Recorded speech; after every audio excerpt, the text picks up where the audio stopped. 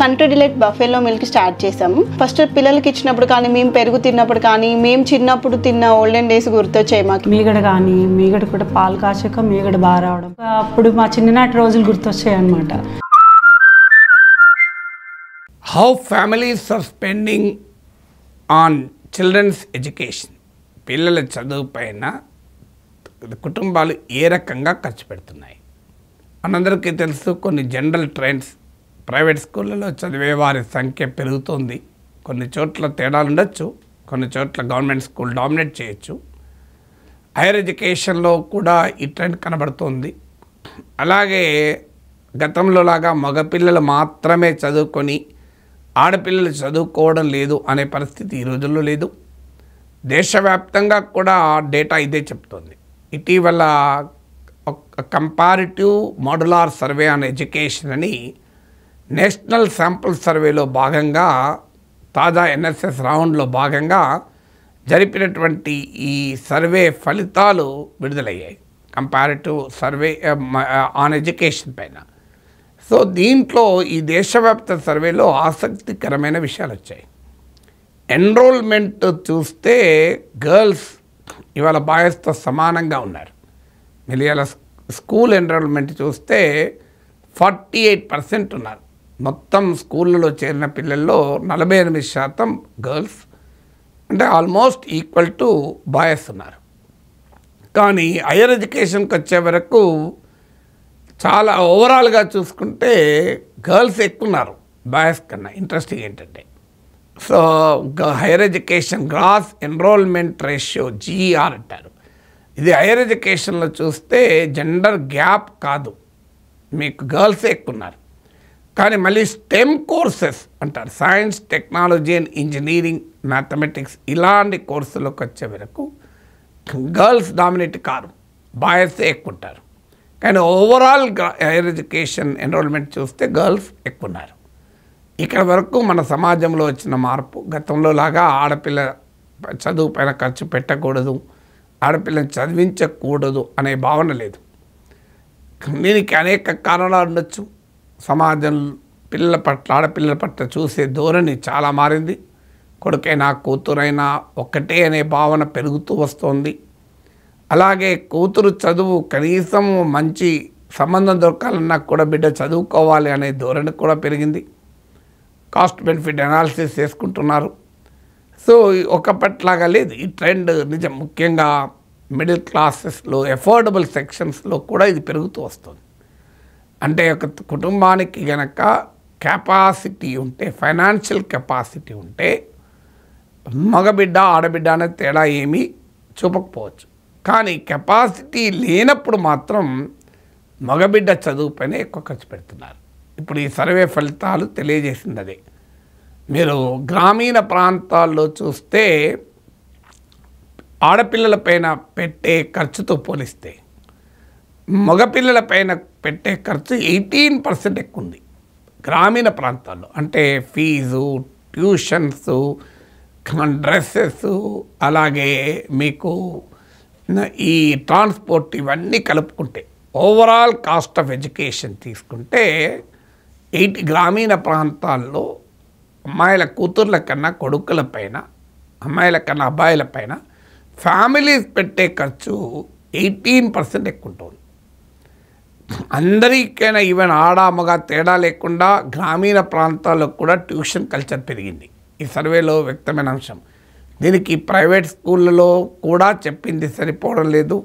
Competitive ప్రపంచంలో తమ బిడ్డ నిలబడాలి అంటే అదనపు శిక్షణ అవసరమని భావిస్తున్నారు. అదే సమయంలో గవర్నమెంట్ స్కూల్స్లో ఉండే స్టాండర్డ్స్తో కూడా సాటిస్ఫై కాక ప్రభుత్వ స్కూల్లో చదివే బిడ్డలకు కూడా, పేద బిడ్డలైనా కూడా కాస్తంత స్తోమత ఉంటే ట్యూషన్ పెట్టిస్తున్నారు.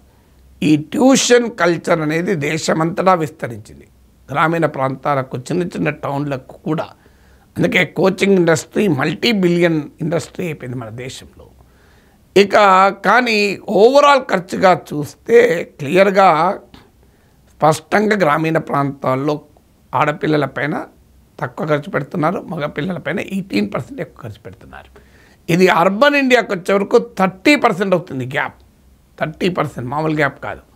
మగపిల్లల పైన చదువు పైన కుటుంబాలు ఖర్చు పెట్టేది ఆడపిల్లలతో పోలిస్తే 30% ఉంటుంది. ఇక ఓవరాల్గా ఈవెన్ ఫీజు రీత్యా చూస్తే ఫీజు ఒక రకంగా ఎడ్యుకేషనల్ స్టాండర్డ్స్ ఒక కులమానంగా భావించవచ్చు. ఎందుకంటే ఫ్రీ మార్కెట్లో ఒక స్టాండర్డ్స్ను పైన నమ్మకం ఉంటేనే ఎక్కువ ఫీజు కడతారు, లేకపోతే కట్టరు. Market will automatically regulate. ఇలా ఫీ రీత్యా చూస్తే అది ఒకటే ప్రమాణం కాకపోవచ్చు, but it's a very important indicator for standards.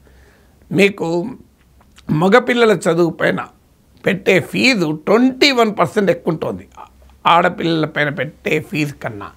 అంటే క్లియర్గా బెటర్ ఫెసిలిటీస్ స్టాండర్డ్స్ ఉన్న స్కూళ్ళల్లో మగపిల్లలు చదివిస్తున్నారు కంపారిటివ్లీ అని. కెపాసిటీ స్తోమత ఉంటే ఇద్దరిని ఒక స్కూల్కి పంపచ్చు, స్తోమత లేనప్పుడు చెప్తున్నాను. అలాగే ప్రైమరీ స్టేజ్లో సెకండరీ స్టేజ్ వరకు కూడా మగ ఆడలో తేడా తక్కువ ఉంటుంది. కానీ హయ్యర్ స్కూల్ ఎడ్యుకేషన్కి వచ్చే వరకు మాత్రం మగపిల్లలపైన ఎక్కువ ఖర్చు పెడుతున్నారు. అంటే చాలా క్లియర్గా ఆ ప్రియారిటీ ఇప్పటికీ కూడా కూతురు చదువుతో పోలిస్తే కొడుకు చదువు పైన పెడుతున్నారు.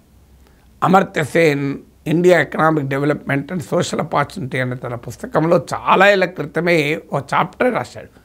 అందులో ఒక తెలుగు సామెతను కూడా కోట్ చేశాడు.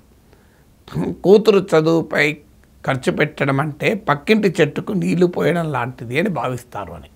ఎందుకంటే ఎలాగో కూతురుకు పెళ్లి చేసి పంపించాల్సిందే కదా. సో కూతురుకు ఎంత చదివించినా మళ్ళీ కట్నం ఇవ్వాల్సిందే కదా. ఎక్కువ చదివిస్తే అంతకన్నా ఎక్కువ చదివిన పిల్లవాడిని తీసుకురావాలి కదా. అందువల్ల ఆడపిల్లల చదువుకు వచ్చే వరకు ఈ మ్యారేజ్ అనే ఫ్యాక్టర్ చాలా కీలకంగా పనిచేస్తుంది. అలాగే సేఫ్టీ ఆఫ్ చిల్డ్రన్ వల్ల కూడా ఆడపిల్లల్ని బడిమానేస్తున్న ఉదాహరణలు కూడా ఉన్నాయి.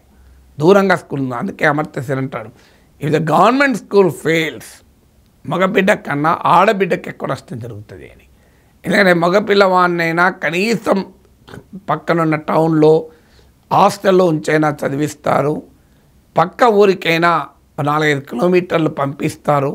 కానీ ఆడపిల్ల చదువు అనే వరకు పంపరు. ఇది కేవలం ఆడపిల్ల పట్ల వివక్షతో కాదు, ఆడపిల్ల పైన ప్రేమతో కూడా చేయొచ్చు, సేఫ్టీ కన్సర్న్స్ వల్ల కూడా.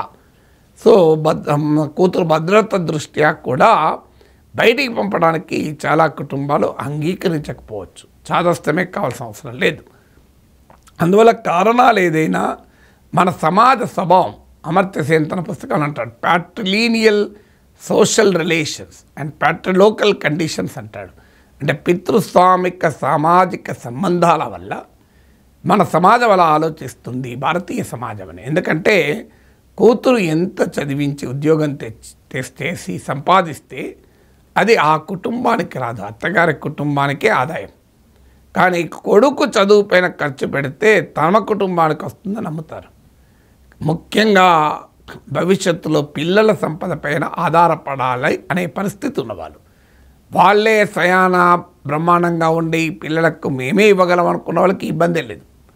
కానీ రేపు నా కష్టమంతా పెట్టి బిడ్డలు చదివిస్తాను, నా తర్వాత నా బిడ్డలు నన్ను చూసుకుంటారు అనే ఆర్థిక పరిస్థితి ఉంటుందనుకోండి, అప్పుడు ఎవరిపైన ఖర్చు పెట్టాలి? ఆర్థిక పరిస్థితి బాగుంటే ఆడపిల్ల మీద ఖర్చు పెడతారు, మగపిల్లవాడికి ఖర్చు పెట్టచ్చు. కానీ ఆర్థిక పరిస్థితి బాగాలేదు, ఇప్పుడు మొత్తం త్యాగం చేసి పిల్లలు చదివిస్తాం, తర్వాత పిల్లలే తమల్ని చూసుకోవాలనుకున్నప్పుడు ఆడకూతురు ఆ స్వేచ్ఛ ఉంటుందా? ఆడబిడ్డకు ప్రేమ ఉన్న తల్లిదండ్రుల పైన అత్తగారింట్లో అనుమతించాలి, భర్త అనుమతించాలి. భర్తను అత్తగారింటిని ఎదిరించి కూతురు తన ఆదాయాన్ని తల్లిదండ్రులకు పుట్టింటికి ఇవ్వడం అంత సులభం కాదు.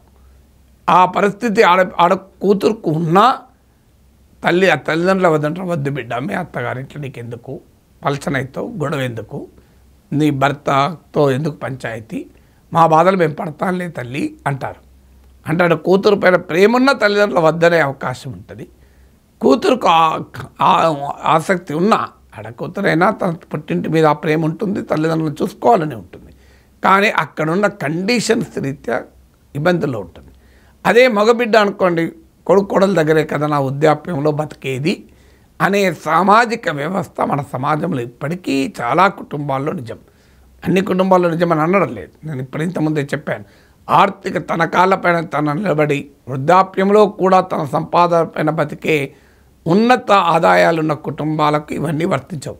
వాళ్ళకి ప్రాబ్లమే లేదు. కూతురు అయితే కొడుకు అయితే కావాలంటే మేమే పెడతాం అనే పరిస్థితులు ఉంటారు.